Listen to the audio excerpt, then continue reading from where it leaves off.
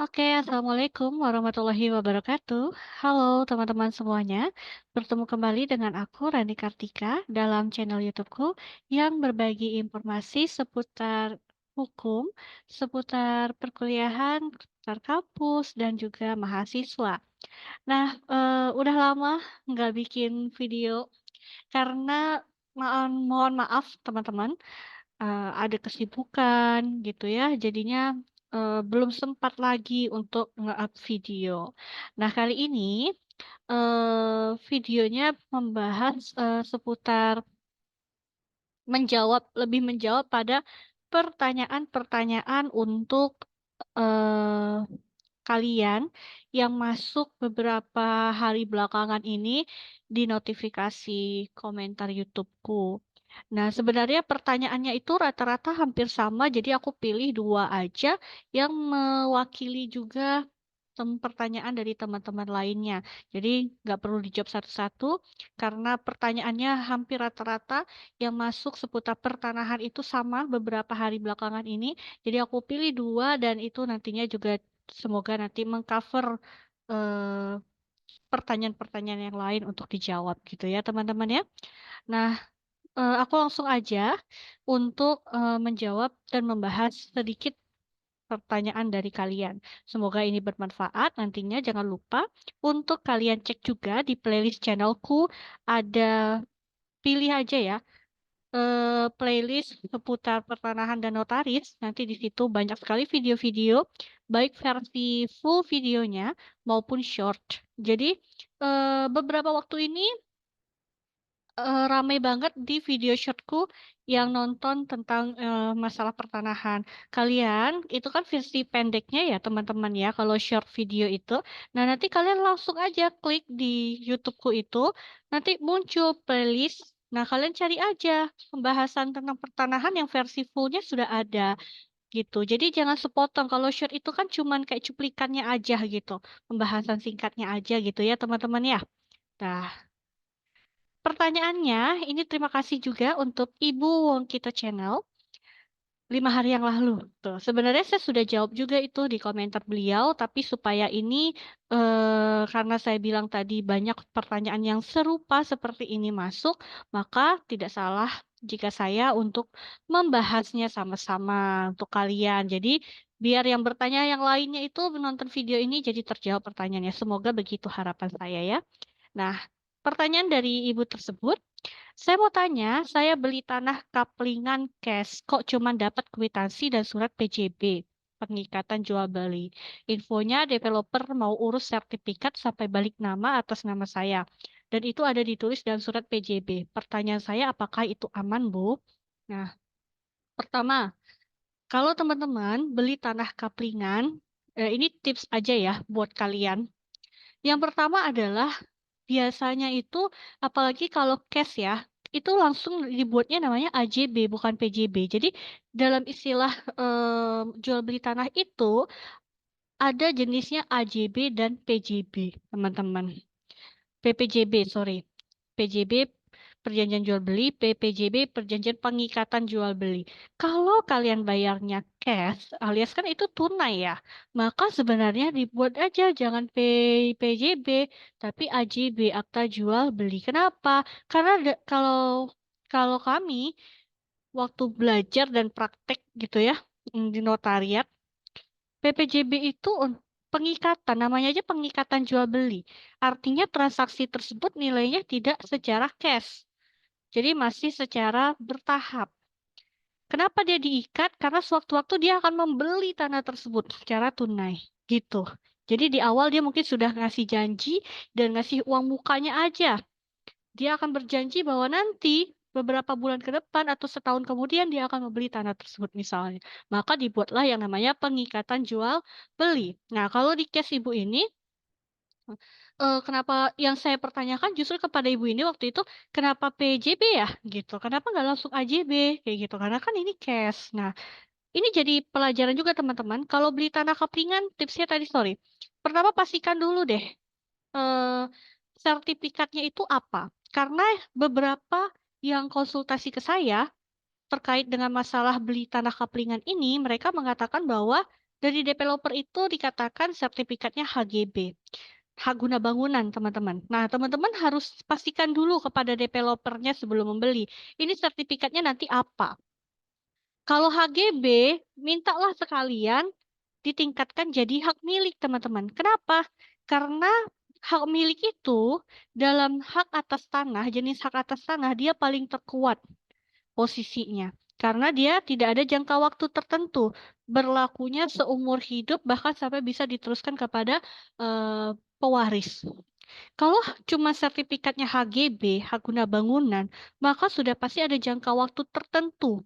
Nah, ketika jangka waktu tertentu itu habis, maka kalian harus segera memperpanjang ataupun memperbaharui haknya, sertifikatnya. Dan itu ribet nantinya. Kalian kan nggak mau kan kalau punya tanah tapi punya jangka waktu dalam penguasaan kepemilikannya, maka dipastikan lagi sama developernya. Kalau memang nanti sertifikatnya HGB, maka bilang, dapatkah nanti diurus sekaligus peningkatan haknya, biar sekalian jalan gitu kan. Dan tapi ingat, kalau minta peningkatan tentu ada biaya lagi, biaya peningkatan hak ya, teman-teman gitu. Dan pastikan ditanya, biaya apa saja, berapa saja. Nah, itu teman-teman harus tanya sama developernya, apa yang kalian tanggung biayanya, gitu ya. Jangan hanya biaya transaksi tanah saja, dalam jual beli itu kan ada biaya pajak-pajaknya, beanya, segala macam, teman-teman. Itu teman-teman nanti bisa cek ya di video saya tentang biaya dan perhitungan biaya dalam jual beli tanah. Itu ada video saya sendiri, nanti kalian bisa cek. Yang kedua, pastikan lagi kalau bekerja sama transaksinya dengan developer, mohon maaf ya, karena saya banyak menerima konsultasi itu mereka korban dari developer nakal atau kadang ada ternyata developernya abal-abal alias bodong alias palsu gitu. Nah kan kita nggak mau tuh sampai kejadian di kita. Jadi coba juga dipastikan sama developernya. Notaris rekanannya itu di mana? Siapa? Gitu ya. Jadi kalian bisa juga nanti tahu, oh notaris ibu ini yang alamatnya ada di sini, kayak gitu. Nah kalian pastikan itu teman-teman. Kalau mau beli tanah dari developer biar jelas untuk dipastikan. Karena developer pasti ada rekanan dengan bank dan rekanan dengan notaris untuk membuat akta dan pengurusan eh, dokumen-dokumen itu sampai nanti balik nama sertifikat menjadi nama saudara. Ya, jadi sudah ya, pastikan sertifikat, pastikan notaris rekanannya itu siapa, lalu kemudian kalian itu biasanya menerima salinan, salinan dari akta jual belinya. Nah, kalau udah nerima salinan, coba dibaca benar-benar, teman-teman. Dan sebelum kalian tanda tangani itu juga kalian baca teliti. Karena saya, ini pengalaman lagi ya, teman saya sendiri gitu ya, itu dia beli tanah kaplingan,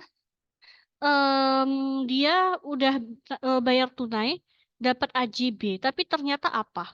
Ternyata em, cover depannya itu memang tulisannya akta jual beli notaris ini. Ketika dibuka itu bukan akta jual beli, cuman isinya surat keterangan biasa yang menerangkan bahwa antara dia dengan developer itu membuat perjanjian untuk beli tanah dari developer dan tidak ada disertakan akta yang dibuat oleh notaris itu tidak ada. Lalu kemudian kwitansinya juga nggak ada. Nah, ini kan apa ya? Maksud saya ini kan eh, ada indikasi kayak apakah dia ditipu atau apa gitu ya. Jadi dia kaget ketika buka cover depannya, ternyata isinya nggak ada akta jual beli yang dibuat oleh notaris gitu. Cuma surat keterangan biasa aja. Nah, itu dipastikan kalau teman-teman nerima salinan akta itu dibacalah. Salinan akta itu udah dibuat oleh notaris. Biasanya ada nama notarisnya dan lain-lain. Nanti nama kalian, identitas kalian, baru isinya pasal-pasal yang menunjukkan hak dan kewajiban kalian, baik pembeli dan penjual. Lalu ada tanda tangan kalian dan notarisnya, gitu ya. Nah itu itu aja yang saya sampaikan untuk menjawab pertanyaan Ibu ini. Nah kalau ini apakah aman? Iya, saya bilangnya kalau memang udah ada atas nama ibu dalam dalam perjanjian tersebut, aman. Cuman pastikan lagi, kalian jadi pembeli, klien, itu harus rajin bertanya, mem-follow up gitu ya kepada developer. Sampai di mana proses perkembangannya, kayak gitu. Sampai kapan, apalagi untuk yang udah bayar cash gitu. Biasanya kan harusnya cepat itu prosesnya, karena sudah bayar cash, gitu ya. Semoga ini menjawab pertanyaan dari Ibu dan teman-teman lainnya yang menonton video ini. Lalu kemudian, nah ini, dari Pak Saiful Anwar, terima kasih. Kalau sudah punya AJB, apakah kita bayar pajak per tahunnya? Oke, teman-teman harus tahu, saya sudah sering mengulang ini di video-video saya tentang jual beli tanah. Teman-teman bedakan ya, akta jual beli tanah itu bukanlah sertifikat tanah. Dengan adanya akta jual beli itu hanya membuktikan bahwa kalian telah terikat perjanjian untuk penyerahan atau untuk transaksi antara penjual dan pembeli beserta biayanya. Akta jual beli itu hanya bukti permulaan untuk proses tahapan selanjutnya dari transaksi jual beli tanah. Tahapannya banyak tuh. AJB, nanti bayar pajak, pajak penjual, pajak pembeli, bayar biaya balik nama, pengecekan sertifikat, dan lain-lain. Akta jual beli, walaupun masing-masing pihak pegang nih, penjual dan pembeli, udah ada tanda tangan kalian masing-masing di atas materai, akta jual beli tidak mengalihkan. Akta jual beli tidak berfungsi untuk mengalihkan hak atas tanah dari penjual ke pembeli. Walaupun pembeli sudah megang akta jual belinya, namun bukan berarti pembeli sudah sah sebagai pemilik dari tanah tersebut. Dapat dipahami ya?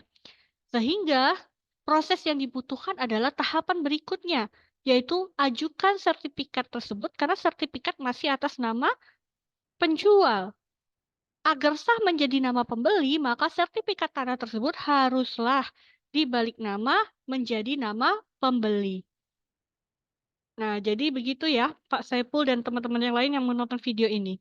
Jadi jangan senang dulu punya AJB, tapi kalian berdua nih, penjual dan pembeli datang ke notarisnya. Bilang mau proses balik nama, bawa sertifikat aslinya karena akan dilakukan pengecekan. Dan apakah kita yang bayar pajak per tahunnya? Jadi kalau masih AJB, prosesnya kan memang tahapannya ada bayar pajak penjual dan pembeli. Nah, itu ditanggunglah.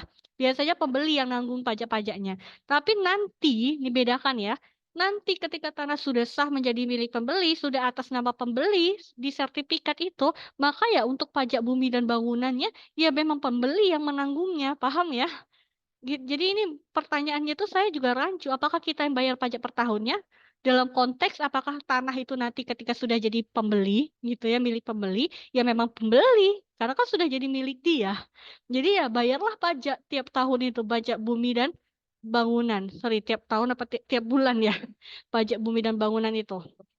Nah, itu ya. Tapi kalau proses dalam jual belinya memang ada pajak yang harus dibayarkan. Namanya pajak penjual, pajak pembeli.